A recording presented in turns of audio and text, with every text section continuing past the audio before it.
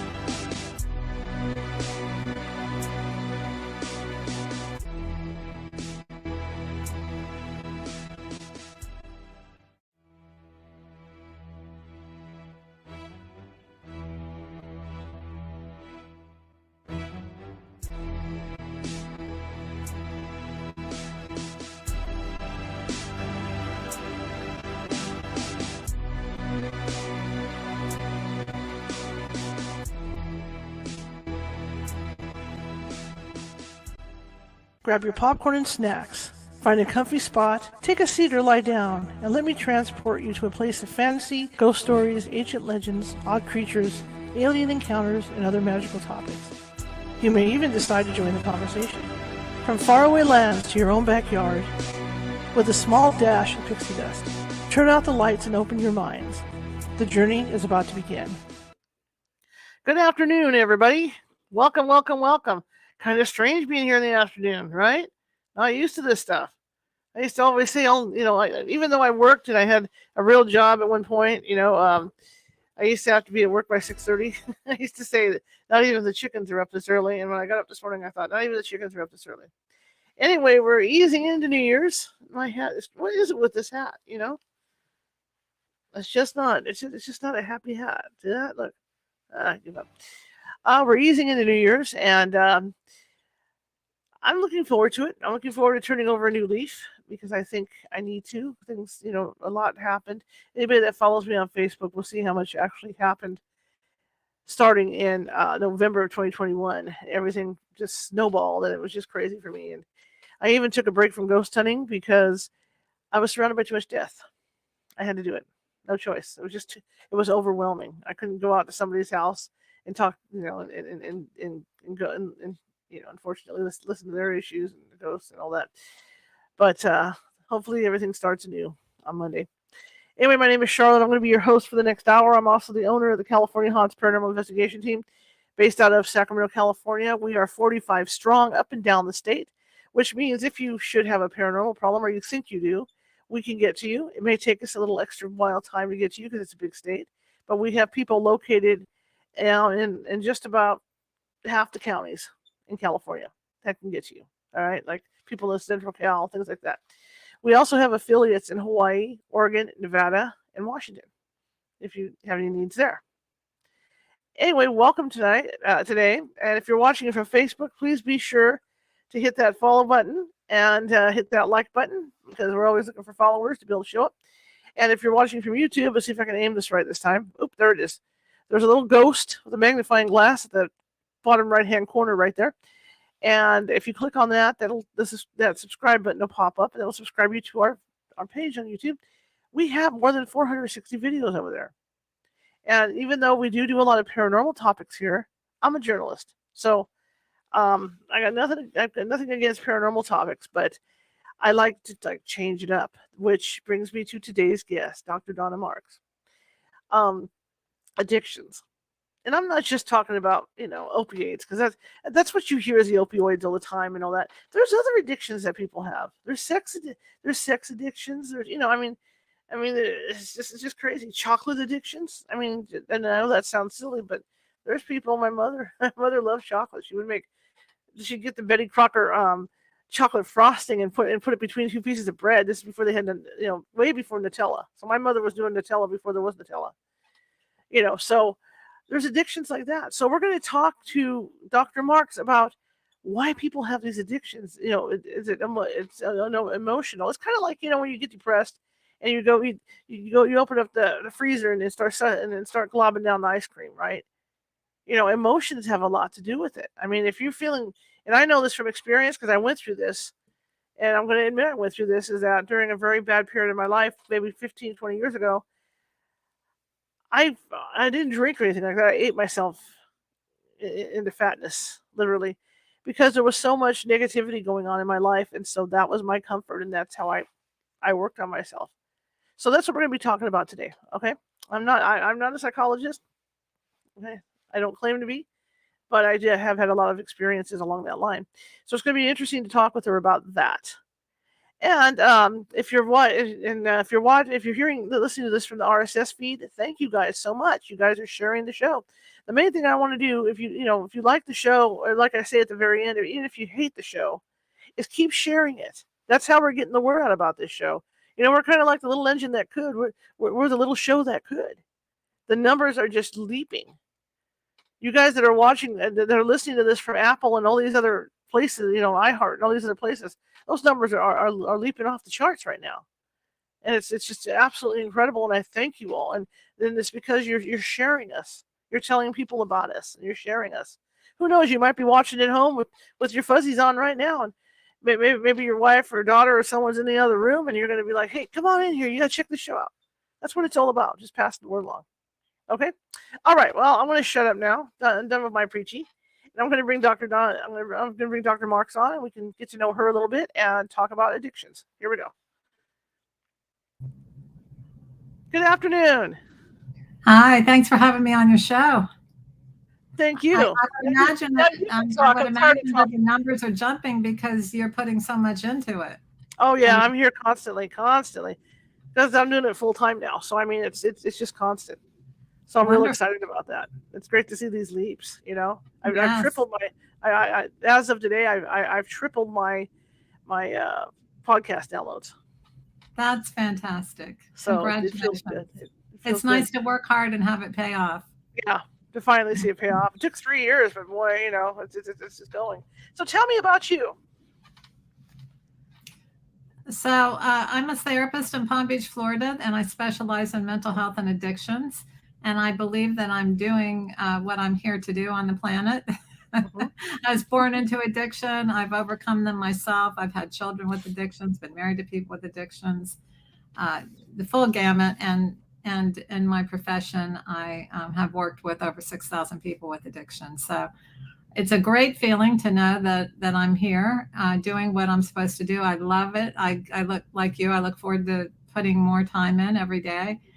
I don't ever plan on retiring anytime soon.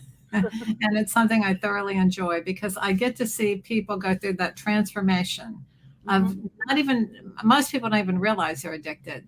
And we Right. certainly have to face the fact that almost all physical and mental illness, not all, but almost all, has addiction at its root. Hmm. Alcohol, sugar, drugs, Hmm. and trans fats. Those are at the core of almost all deadly illnesses. You can go right through, heart attack, cancer, kidney disease, liver disease, stroke, diabetes too. People don't realize they're addicted to things that are causing those illnesses. Same thing with mental health, dysfunctional families, emotional disturbance, leading to substance use, leading to mental health, brain disorders, and things like that. Not the other way around. Right. And like I said earlier, people when they think of addictions, the first thing they think about is alcohol or drugs. But it's not just alcohol and drugs. There's Right. other stuff In my that goes book, into addiction. yeah, in my book, I say there's just one addiction, and the problem with why treatment has failed so much is because that treatment hasn't recognized that there's just one addiction. I Hmm. call it that invisible hole. Thank you for putting my Sure, book up. no Um, problem. Thank you so much. I'm so excited about the book because I self-published it. It won 23 awards, and then a Wow, publisher picked it up because of the recognition that it got. So in there, nice. I talk about that one addiction, which is this invisible hole, this feeling that something's missing. And Hmm. so we're constantly trying to fill that. And so if you go to treatment for alcoholism, you get out and you start workaholic, or you Hmm. quit eating sugar and then you start eating something else, or you quit smoking and you start a food addiction, or you quit cocaine and you start a gambling addiction. I mean, it's like a merry-go-round that never Right, ends. And so right. until we realize there's just one and it will keep jumping around on us and that we have to deal with that invisible hole, treatment will continue to just be like the health industry. You treat the Mhm. symptoms, but never the problem. It's kind of like you see a lot of this with movie stars and rock stars and stuff that go in for treatment, like at Betty Ford or wherever, and it's all fine and dandy for the first couple of days, and then all of a sudden the slip ups start again. Where they start going back into habits. Yes, yes, because they've abstained, but they haven't really healed from the underlying causes. And more importantly, a lot of people are treating trauma now, and that's wonderful. But you can't just treat trauma and not teach people the most important factor of all, how to love themselves. I believe that every addiction is a substitute for love. We're not really addicted to chocolate. We're addicted to the sugar that's in the chocolate that gives us that warm, fuzzy feeling, that sense Hmm. of comfort. But there's a big difference between doing something that makes you feel good versus something that makes you feel good about yourself. And I teach people how to replace those addictions that make them feel momentarily good, then horrible afterwards. Why did I eat that whole bag of jelly beans? Why did I eat that whole box of chocolate? Hmm. Why did I eat that whole pizza? Why did I drink until I was hungover the next morning? Why am I on this porn site again? I mean, I teach them how to learn how to replace self love with those temporary fixes so that they can feel good about themselves. And once that happens, they just forget all about the addiction. It's just something they used to do, like any other bad relationship. Right. Does this go along the line of you only see these movies with people and it's like you're upset, you're upset. Go get your hair done, make a change. Go do something to to cheer yourselves up. Go get your nails done. Yeah, is that kind of like what we're talking about? Because you're trying to get away from the one addiction and to get out to do something to make you feel better. Right. Well, self-care is a good thing to do for sure. That Hmm. is part of self-love. And, if you're feeling like you need some nurturing, getting your nails done or your hair done or a massage or something like that can be good for you. But we have been conditioned to not feel those feelings. And Hmm. so they morph into anger and depression, guilt, and then we are just consumed with all this negativity rather than to be able to deal with our emotions, which are very important. They're there for a reason. They're telling us something's going on here and we need to address them. How hard it is. I mean, when somebody comes in, I guess it's like case to case basis. To dig down to find out. Are people more open to talk to you about this stuff, or do you really have to work at it to get them to admit it? Well, I think people are very open and receptive to trying to figure out why they're not happy. And I would almost guarantee in almost every case, they either have an addict in their life, they don't realize it, they think the person's just off or something like that. I see this all the time here in Palm Beach with, I deal with the wealthiest populations in the world. Hmm. Um, and they don't realize their children have an addiction and that's why they're off. And so it's kind of hard to get through that denial process. But I think once people begin to see and they're educated, most people are willing to do things differently. It's usually the people that are, there's enablers in every situation. It's the people that are sober that are often need to change their behavior before the person who's addicted will change theirs.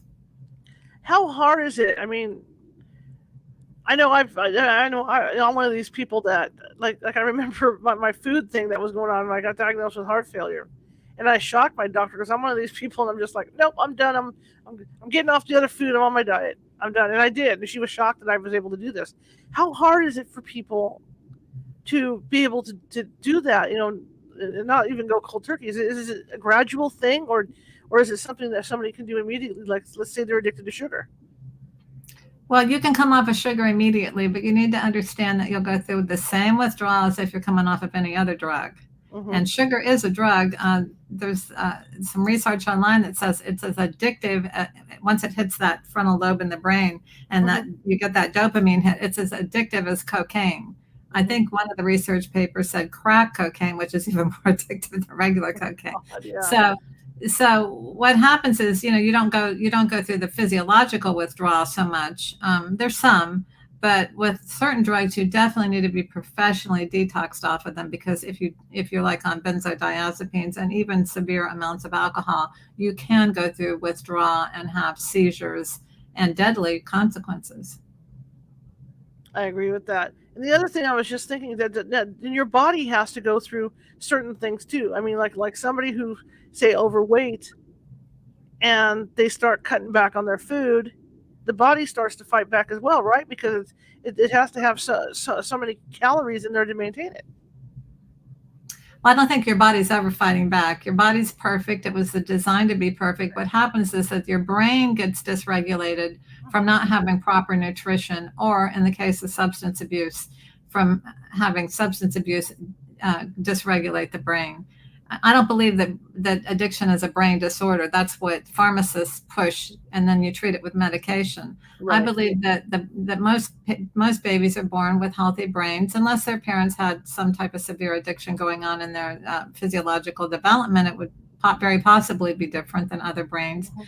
But I think that for the most part, babies are born healthy and normal brain until they start abusing their brains with bad food and toxins and drugs, and then they do become have a brain disorder, but it's not permanent unless the addiction goes on for so long that it becomes Mhm. permanent.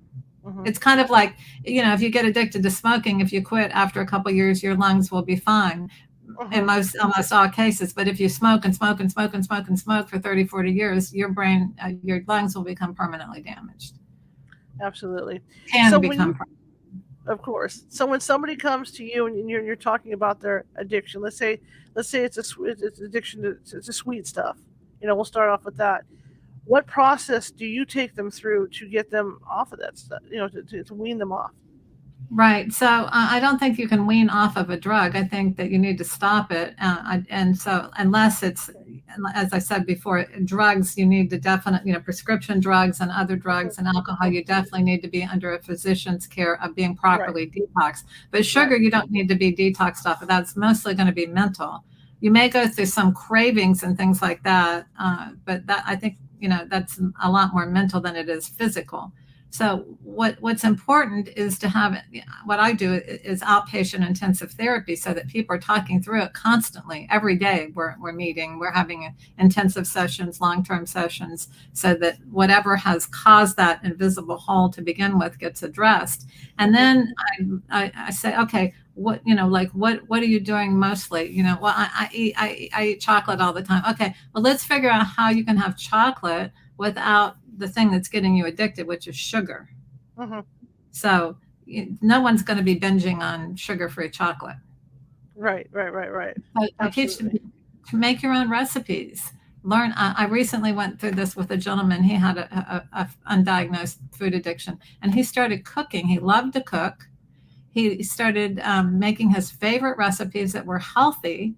And he really got into this whole, instead of where he was going to go and eat trans fats and what he was going to kind of junk he was going to have and around the house and all this sugar and candy and cookies. And he realized he couldn't just have one, he'd eat. And the weight went on. He started making things that were healthy instead. And he not only got the satisfaction from the food, he's immediately dropped a ton of weight. There was no diet, no pills, nothing. And he started creating his own recipes. Now, I tell people, whatever you're addicted to, you can turn that into a career. You can turn that into a hobby or an interest. And when you do that, your brain is now focused on something that's really self-love rather than self-destruct. So like what you're saying is that in a way it's a reprogramming thing, to reprogram yourself to eat the better food, and like you say, to put that to use like this guy did.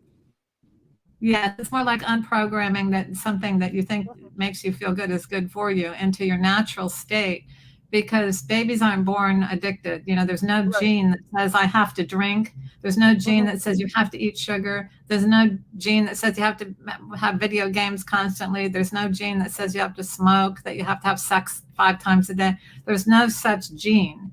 But if you have a family history and you've been conditioned to self-medicate, that is a pattern that is totally unnatural. And so to return to the natural state, what makes a child happy? A child is happy when they're warm, cuddled, nurtured, heard. They're allowed to express their feelings. They're taught how to express their feelings in positive and constructive ways. They feel cared about. They feel nurtured. And so we learn how to do that for ourselves, so that we're not using external bad things that are not healthy in exchange for those nurturing behaviors. I apologize for blinking on and off here.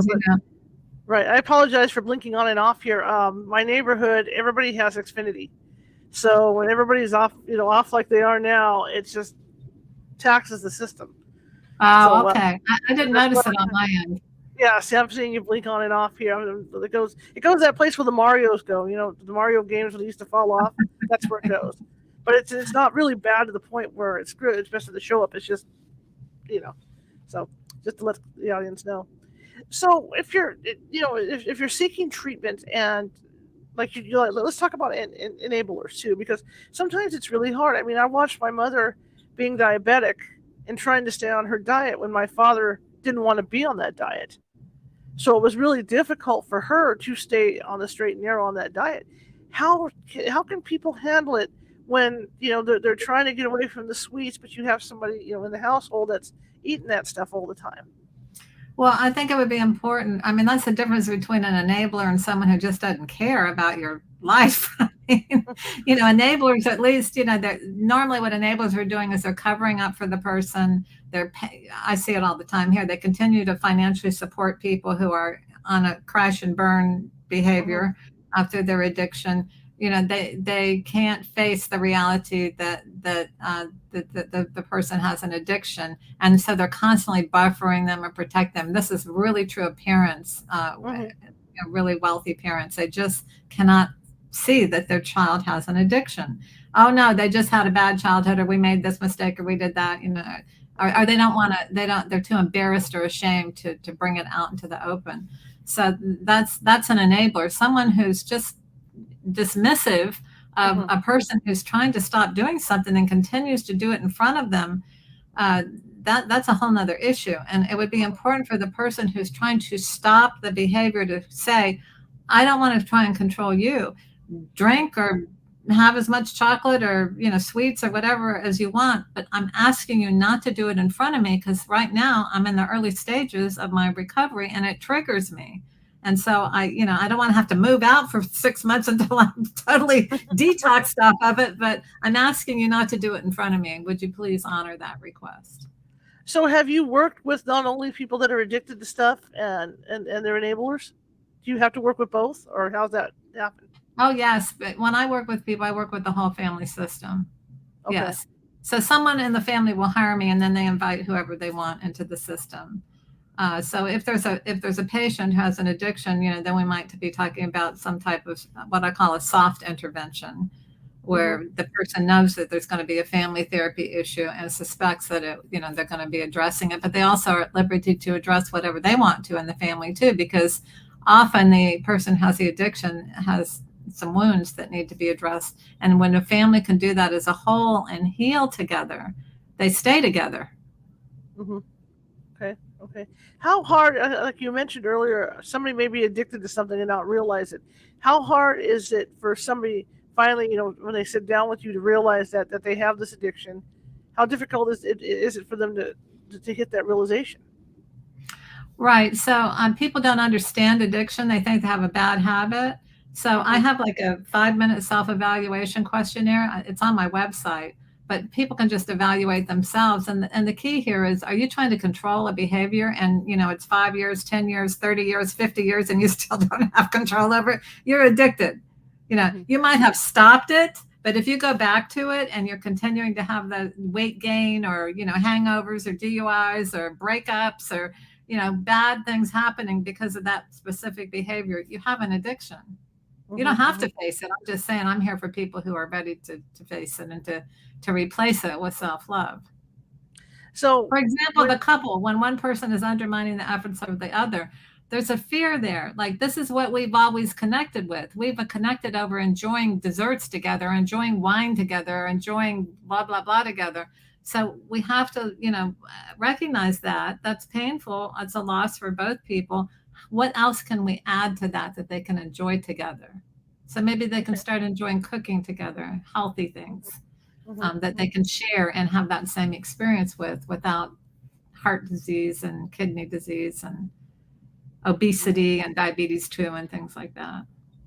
So when you talk, like you say, if a couple comes in, like you say, you evaluate them. So what are this? Once you do the evaluation, what steps do you take, and how do you start the process? Well, I help people to self-evaluate, and then if they would like to do something about it, my job is to inspire people, not to make people feel bad about themselves. So if once they understand that their addiction is a substitute for love, and it's separated them from their life purpose, and it's separated them from having fulfilling relationships with themselves and other people, and that they can turn whatever problem they have and give it meaning.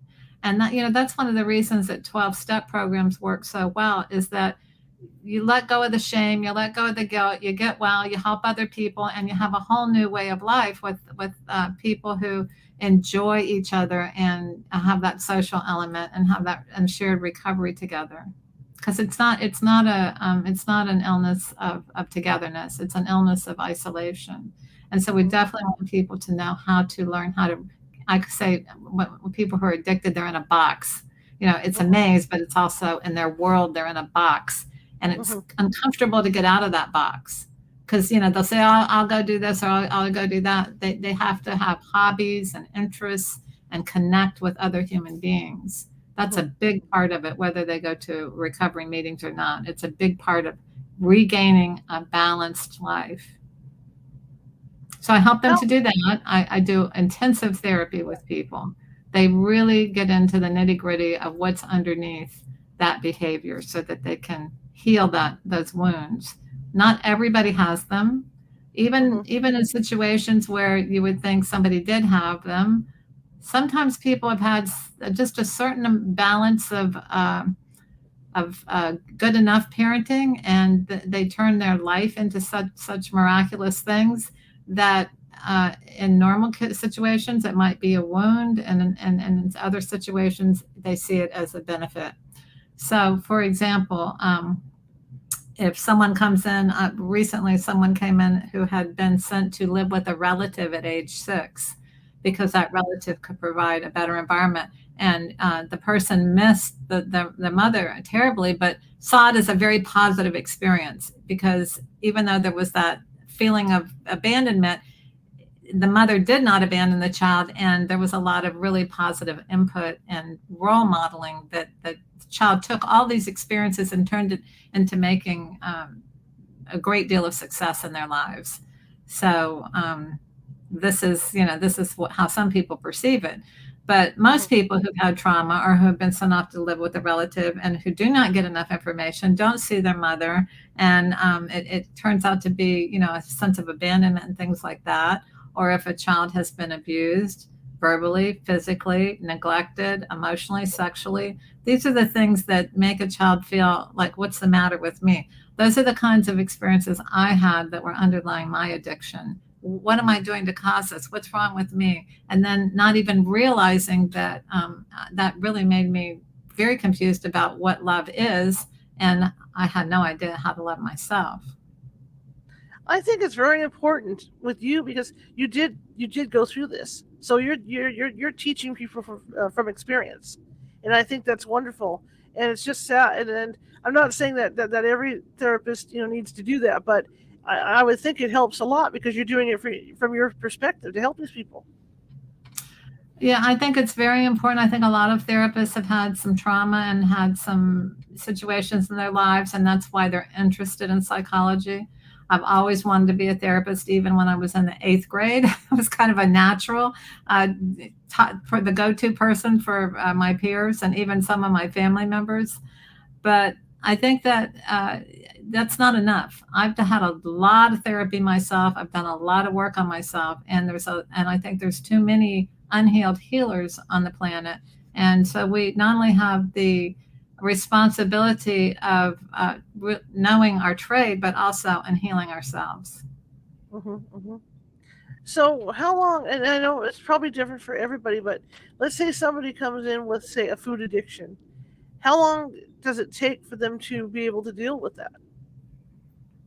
Well, it doesn't take long at all if they're ready to deal with it.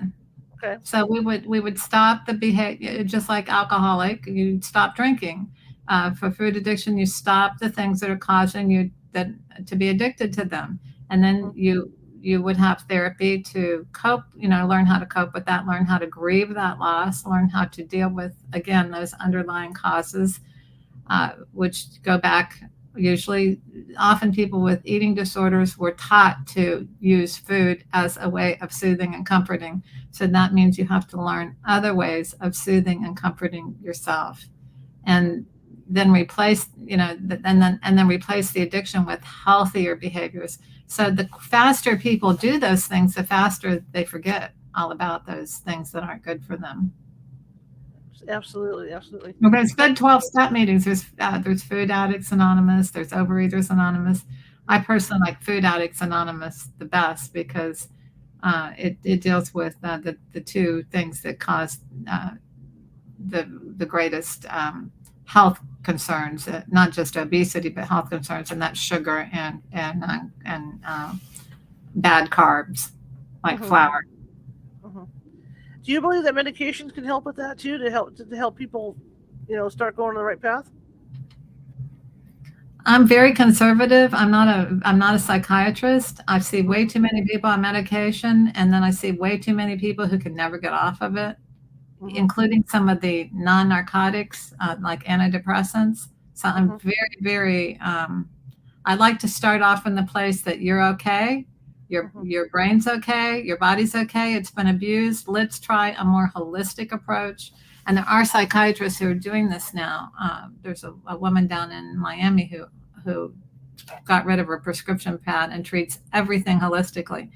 There are rare cases where people must be on medication, but it's become the norm instead of the exception. And I'm very concerned about that, because if you can't treat addiction with addiction, yeah, you might get some results, but you don't get yourself back. And that's my concern. I want people to love themselves just as they are, with all their moods, with all their ups, with all their downs, with all their disappointments, with all their loneliness, with all their pain, and help them work through that, and then get to the other side of that, which is peace and tranquility and joy and happiness. Is it I know different? that can happen. I've done it, and I've helped many people achieve that. So I know it's more real than unreal. Absolutely. Is it difficult though? I mean, if somebody really has a lot of, baggage, is it hard? Does it take a real long time to get them through that? Not if they're willing to face the pain and Okay. to go through the grief process of acknowledging that pain and healing it. People run into trouble where they put up all kinds of defenses and Hmm. resistances. Because we have to understand that the addiction has hijacked our minds. So there's always that fear. Addiction runs on fear. So there's always that fear that if I give this up, something bad's going to happen. Who am I? Or I will hate myself, or I hate life. I become so dependent. I can remember when I quit smoking, I couldn't stop and stay stopped, maybe even 3 months. But then the first time something bad happened, where's my cigarettes? So I had to reframe all my thinking on that. Like, wait a minute, they're not my friend. It's a toxic poison I'm putting in my sacred body. And so once people learn how to love themselves, they see their body as a sacred temple, and they don't want to poison it anymore. Okay. Okay. I was just going to ask something too along that line with this. I know I went through it. Okay, I love salt. Oh my God. I've already bags of sunflower seeds growing up. I was just a salt fiend, and my heart paid the price. And so for me, having to make that change, even though I did it instantly, it was hard. It was really hard to not eat the salty foods and stuff. But once I did, and like you say, it felt so much better. My body felt better. Everything felt better. In fact, I could go into a restaurant and I could just taste the salt on the food, and then I tell them, "We'll take it back. I don't want this much salt on here." Because your mind completely shifts gears. It's like you retrain your mind to do this stuff, and Right. it's a great feeling. But I know, I Salt. mean, it's harder. It's not, for other people, it's probably harder to do that, especially if you've been on drinking alcohol or taking pills or whatever. That could be a real hard change. Yeah, salt is an interesting thing. For some people, the more you eat it, the less you taste it. So the more you need, and then the less you taste, and the more you need. And so once you just, but it's not that once you go off of it for a couple days, then your palate returns to normal. It's kind of like the same thing with sugar. If you're eating sugar all the time and then you have a few grapes, which are very sweet, they Right, don't taste sweet because your palate has become desensitized to natural sugars. right, And there there are plenty of spices, and if you measure the amount of salt you use and stick to it, and hmm, use sea salts and things like that in very limited amounts, you can certainly have salt without increasing it right, time right, and right, time again. right. And I was just thinking when you were saying that about sugar in the fruits, because I know when I was starting to get away from all that stuff, I had a banana a day. That was it, because that would placate my craving for sweets. Yes. With that banana, and so Yes, there's and like, and it's a natural sugar. mhm, Some treatment facilities say no sugar, no honey, no nothing. I don't. I haven't seen anybody that I've worked with binge on honey or grapes, or they may eat a little too many, but they don't get addicted to those things.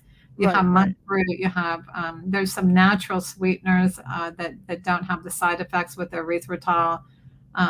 So you can satisfy your palate. You're just not going to get that brain hit. That's the difference. You're right, not going to right, get right. that rush that you That get buzz, yeah, from sugar. yeah, And absolutely. salt doesn't give you a rush. That's more of a No, palate it's more of addiction than just a actually palate an taste addiction thing. Yeah, yeah, yeah. I was just thinking too when you were talking about honey. I know people that have gotten away from sugar and they use honey for their sugar, and I've seen people do. I have this friend that will make oatmeal and just pour the honey on it. I'm just like, It's one thing to do that, but it's another thing to use half the bottle of honey, Yeah, on your stuff to make up I for the have fact that not you're seen that, deficient. but I believe it. I think it would be better again if they would measure it and Hmm. see if they could be satisfied with less. Hmm. But if they're abusing honey, I haven't seen it. I believe you that you have, Yeah, yeah, but that sounds very like they're not really being mindful and conscious of what they're doing. right. Even though they think they are because it's a natural sugar. See, so Right. there's two edges to that. Um, when you came up, when you wrote your book, how hard was it to get the research done and all that? It wasn't hard at all. It was very easy. I wrote it in less than, I think I had an editor reviewing it and editing it as I went along, and it was less than 2 months. Oh, that's great. Yeah, but when you have all this information, it's just a matter of, so when I get on a roll, I'll write, all night sometimes. So Is it hard? I mean, obviously you think clinically, for what you're doing. So is it hard to sit down and like being a journalist? We have every other fifth word is read and all that stuff, and you have to write it so anybody can understand it. Is it hard for a physician or someone like you to translate that stuff in the language that everybody can understand? Especially in a book. have you had a chance to read any of the book yet? I read part of it. Yeah, it's a great Did, book. did you find it hard to understand No, or? no, I thought it was great. I loved it. Okay. I mean, that's the first thing that a good editor will tell you. You plain, simple English. Otherwise, people will get too heady with it and won't be interested. So yeah, that's the style of writing the idea is to help people. It's my Mhm. mission to save 1 million lives in the next 10 years. So I don't want it to be something that they go, what is she saying here, and putting it Right, down. right, I've right. had that experience when I've read books. Like, what gibberish is this? I admire you. In fact, I love the book so much. This is my thing for New Year's. See, you gave me that book gave me the oomph to even go further than my low sodium diet. To Beautiful. get back to doing proper food like I used to. And you But you have a forget. platform to help so many people. Yeah, So that's wonderful. yeah, yeah. So that's the goal, and I'm hoping I'm going to do the travel online. Through the show, like you say, and so people can see my progress the Fantastic. way I'm doing it. So yeah, I'm real excited about that. What do you say to people who may not realize they have an addiction, but other people around them can see it? What what do I say to who? The person who Well, has if the somebody, addiction or the if people who can somebody, see it? if you know somebody in your family has this addiction going on, but they don't realize it's an addiction, how can the family member dance around and convince this person that maybe they need a little help to not eat that or drink that or whatever? What do I say to the observer of the addict? Yeah. So, uh, first of all, people get so jammed up. And what happens generally is that they either don't say anything at all and silently worry or suffer or smolder, or they attack the person. And none of those are healthy methods of dealing with addiction. This is the hardest thing for people to do, is to lovingly confront a situation and say, we've been going through this for a long time now, and we've watched you gain weight, lose your job, your third DUI, break up with your fifth person this year, Hmm. you know, health conditions or whatever. And we love you. I love you. I'm concerned about you. I think you need to face the reality here of what's going on. I cannot, I can no longer support this. I Hmm. won't give you money for this. Hmm. I want to help you in any way that I can, but these are the things that I'm not going to do anymore because I love you so much. And it hurts and makes me so sad to see you getting worse and worse. And I realize I've had a role in that because I haven't said anything. I made Hmm. mistakes that have hurt you. I'm willing to deal with that also. But we can't just keep going on like we're going on now. It's not working. It's not, I feel like I'm watching you just fail and die and get more and more upset and depressed and da da da da da. So Hmm. that kind of thing. Right, right, right. And with addicts, I guess it depends on the addict too. Like you said, some people will just will get into it right away and say, "Yeah, I do have this problem," and let's see what we can do to fix it. But then there's the others that did not, not that they're deniers, but they're so looped into what they're doing, they don't realize that they're addicted to, whatever they're doing. How hard is it I, to convince I them? can't tell you how many times I work with families and everybody in the family has an addiction. Okay. One of the parents is addicted to benzodiazepines. The other Hmm. parent opens the bottle at night and, has 5 stiff ones every night. And, eventually, both of those people are having physical symptoms that could Hmm. easily be remediated by stopping their own addiction, but they're highly functioning. And Hmm. then, maybe the sibling has their thing where they're smoking pot all the time. And then there's a targeted patient who's always in trouble. So it's like everyone's pointing the fingers and now at the targeted person, but everyone has an addiction. Okay, okay. This is very interesting to me. To talk to someone like you, about this. My other question is, you always see the stories about the people that have that one glass of wine every night. Is that an addiction or just something to relax? I mean, if they're doing it That's, consistently that's every not, a, night. not unless they're having negative consequences. Hmm. Now, Okay.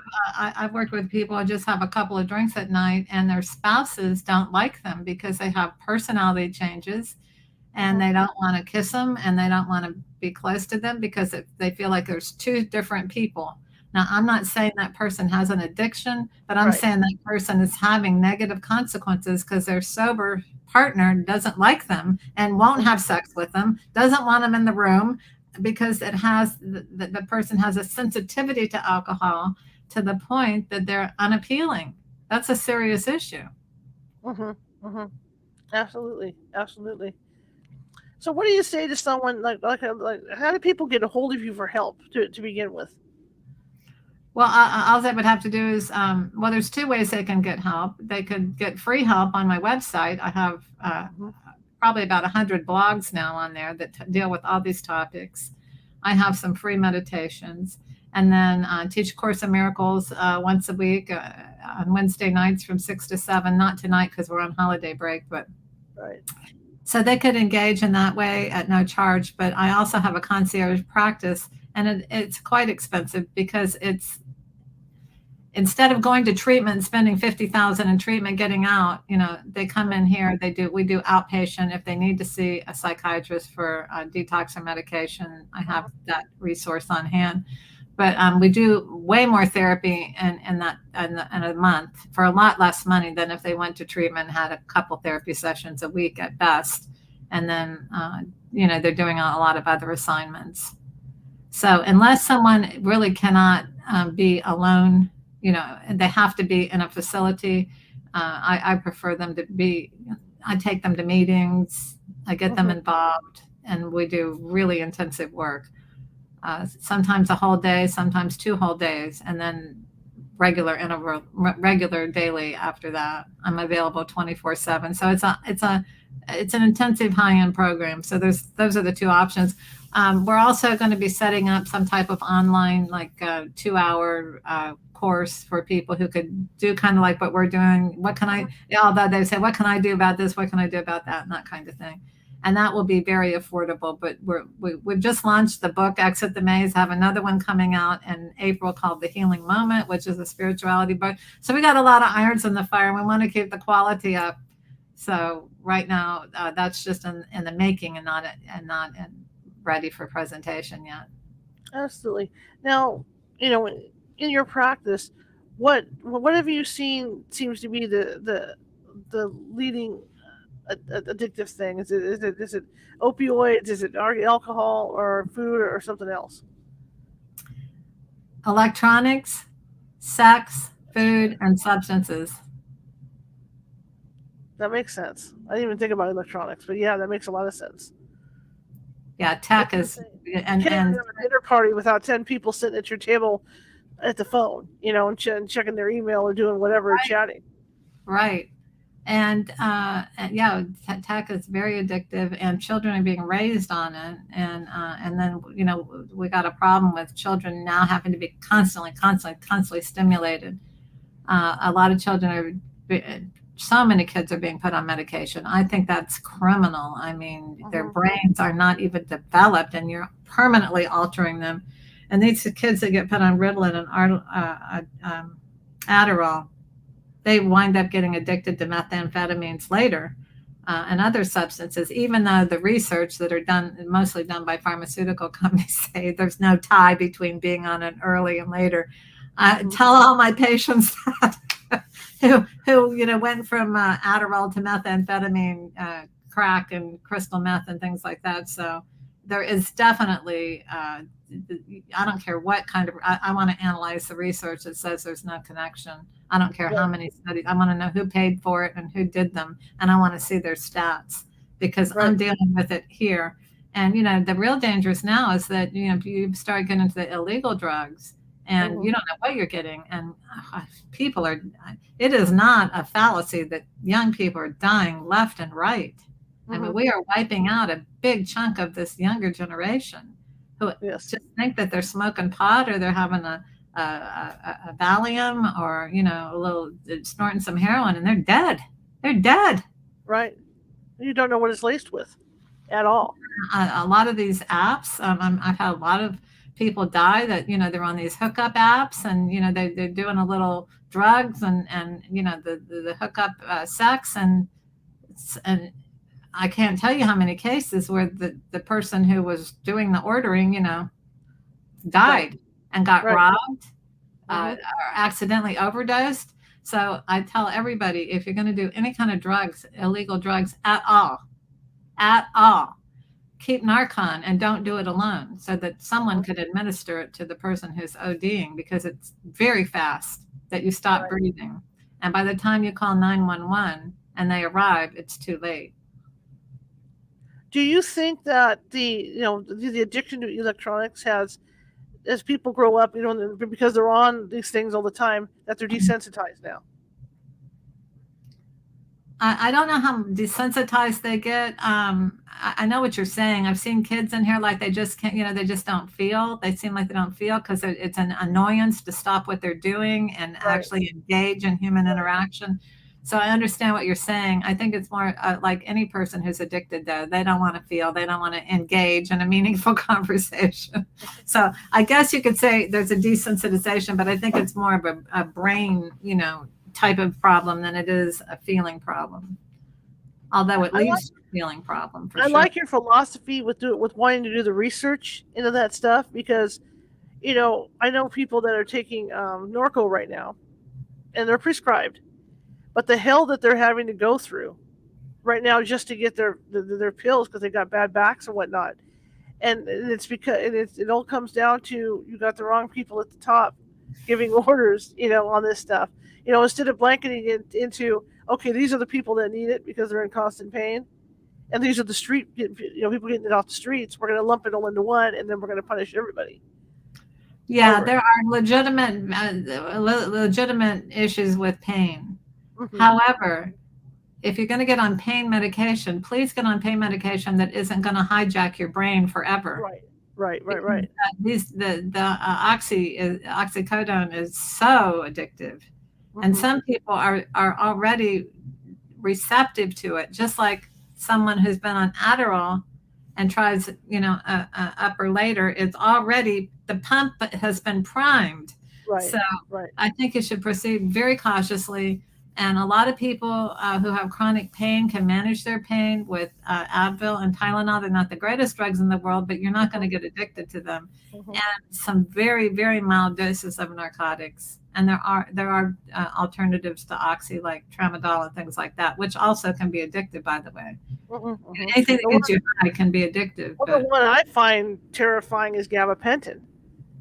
Because people don't realize the side effects that come along with it. I know I took that for a while and it took my brain a while to get back on track. I mean, it was just like I would forget stuff that I shouldn't forget. I mean, that stuff had me going in circles.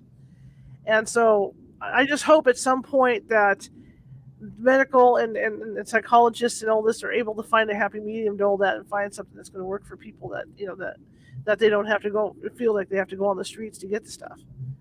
Right. And some people actually have surgeries where they cauterize the nerves that are causing the pain. And then they have, they have a permanent solution there a very severe problem. So, I mean, there's all kinds of alternatives. I would, if it were me, I've lived with chronic back pain for a long time.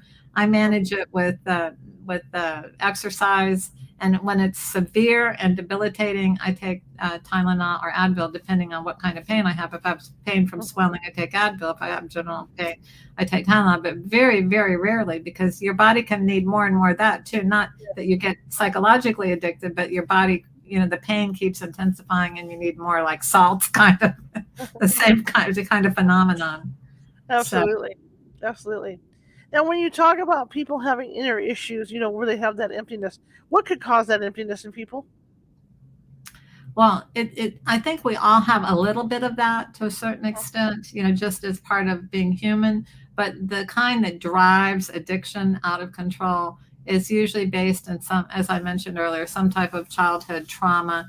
It could be something that as simple as, you lost your best friend and never really had processed that and put meaning to it and understanding to it, and been able to let go of the pain. Or it could be something as severe as being abused. Okay. A lot of children are abused and nobody knows they're abused. That's true. That's true. Because it's hidden so well. I mean, it's like, well, there's all kinds of abuse. When people think of abuse too, they think of slapping somebody around, but there's all kinds of abuse. Parents can cause mental abuse and not realize they're doing it. Or even other kids, the bullies at school, Right. Right. I mean, the dysfunctional family model, don't think, don't trust, don't feel, and don't talk about it. When a child's taught that model of relating, they hold everything in, and it's like a little mini tornado that turns into a big drilling, down on one's sense of self and self-esteem, and the ability to I say that, addiction is a disorder, because you form an attachment to the feelings that you get from the addiction, instead of forming secure attachments with other human beings. And so we tend to have two problems. One is that we have those wounds, and number two, because as I talk about in my book, we have this template.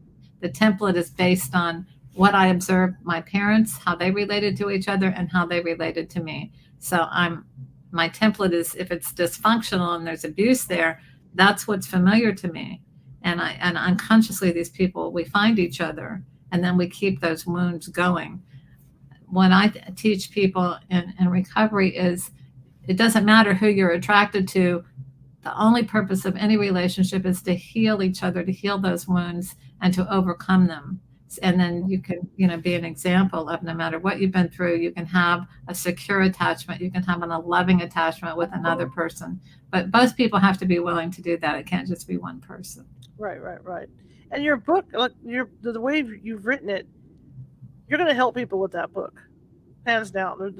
There's no ifs, ands, about it. I mean, and if anything, people are going to get out of it, they're going to be more self-aware after they read it. Yes, that's a good point. If they get nothing else other than, "Ooh, what am I doing here?" It will be worth it. Absolutely. There's a lot of therapy in the book too, as like at the end of each chapter, there's questions to help people access what's really going on. It's nobody's fault that they've gotten addicted. Things are made on purpose to get you addicted. Let's take, alcohol. What's 14%? What if it were only 5 or 6% alcohol? We know for sure that cigarettes had ingredients added to them that made the nicotine, which is almost the most addictive drug on the planet. At one point, it was the most addictive drug on the planet. But anyhow, they added something to that to make it even more addictive.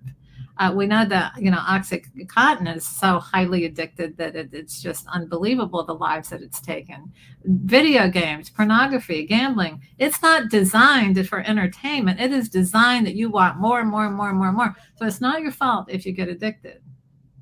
But you are responsible for staying addicted. Right.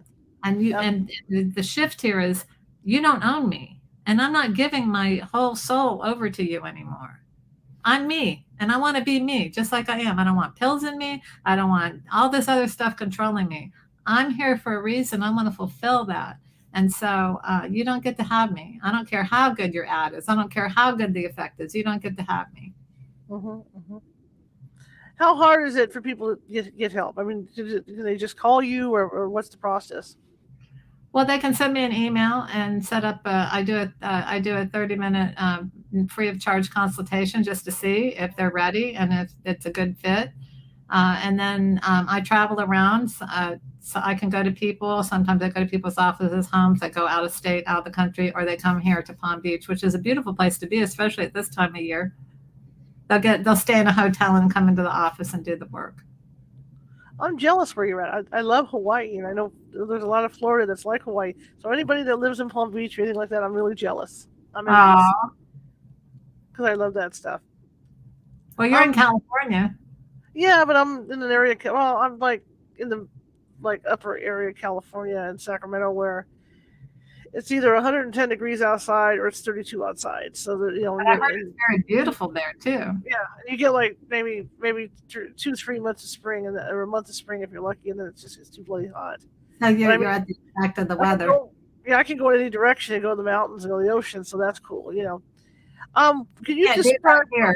In Florida, it's really hot, or it's we have like 6 months of pleasant weather and 6 months of the steaming. Love it. There is the beach and swimming pools and things like that. Absolutely. Can you tell me about one of your most difficult patients that you've dealt with to get them off?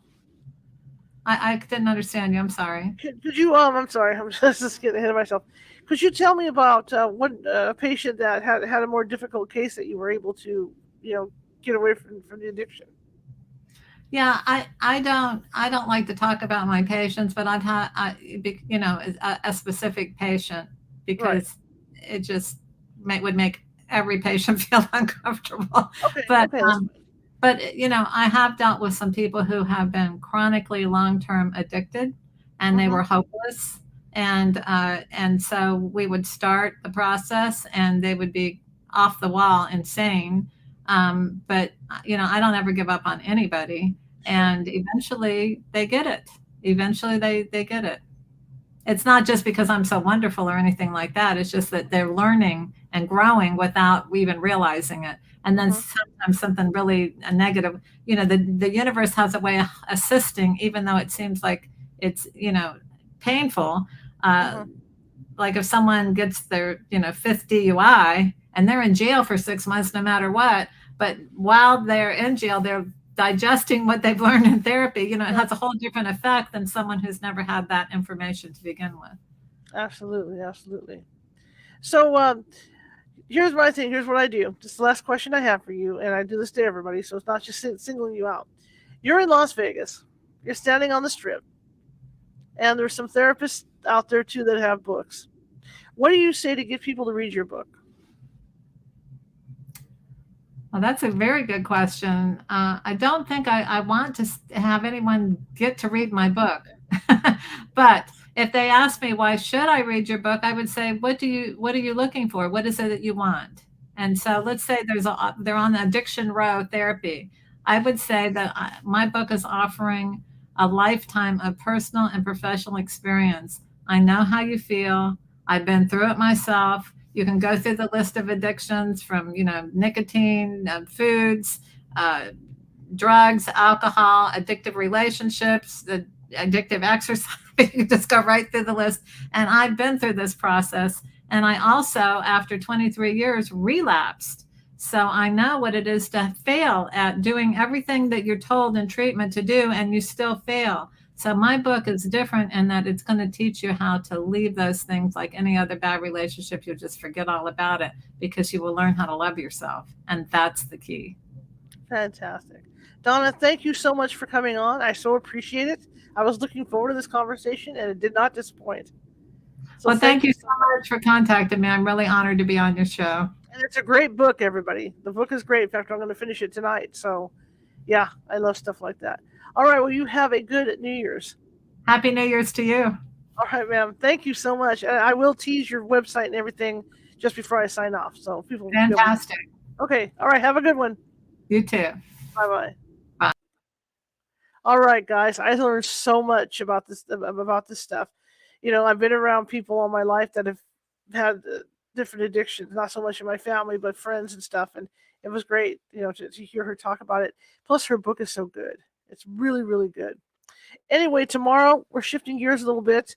Tomorrow I'm going to be reading. We've got at least 2 more days left on our. Whoa, there I went. We've got at least two, 2 more days left on our ghostly, scary holiday book, and so I'm going to read that tomorrow, and hopefully New Year's Day will be the last day we have that, and then we're going to shift back into the Salem Witch Trial book that we were reading, and then Anna Maria Manalo has another book in behind that, Unholy Structure, that we're going to start reading behind the Salem one. So that's what we'll be doing tomorrow. I'll be here at 6:30 p.m. Pacific reading for you, which I enjoy doing. And then Friday, Nancy Matz will be with us. Just to give you a heads up, Nancy Matz is going to be with us, and she's going to actually give predictions for 2023. So she's going to be doing that. So I want to, give you guys a heads up on that. Anyway, if you like the show, share it with 5 people. If you hated the show, share it with 5 of your enemies. As usual, I'm equal opportunity here at California Haunts Radio, and we're just trying to get the word out. Like I said in the beginning of the show, boom, boom, boom. It's whatever you guys are doing out there, it's working because the numbers are going up, and I'm real excited about that. I really appreciate that. Now, that being said, and I know everybody's broke. It's after Christmas. I know. But California Haunts acts as a nonprofit, even though we're officially not a nonprofit. But we do not take money to do any of our investigations or any of that. So when we have to travel somewhere, it comes out of our pocket, mainly my pocket, because I'm the owner, obviously. Just like the radio show. If something breaks, headphones, my ring lights, whatever, the computer dies or something, I have to come up with money to pay for all this stuff. I'm paying for the internet, paying for my electricity, all that usual stuff. So I could use a little help. So if you can find it in your heart, to donate a little bit to us to keep the show on the air, to help me keep the show on the air, that would be great. I really appreciate it. It doesn't have to be a lot, but that would be wonderful. All right, because like I said, I've got expenses just like you guys do, and I want to keep bringing the show to you because I want to keep these great guests coming. All right, so if you could do that, that'd be great. That's at paypal.me at California Haunts, or if you don't like PayPal, there's a Venmo, and just type in California Haunts. See, that easy. All right, well, I'm going to close off with Dr. Mark's information, and then we can go from there. Okay, here we go. So the website is drdonnamarks.com, all lowercase.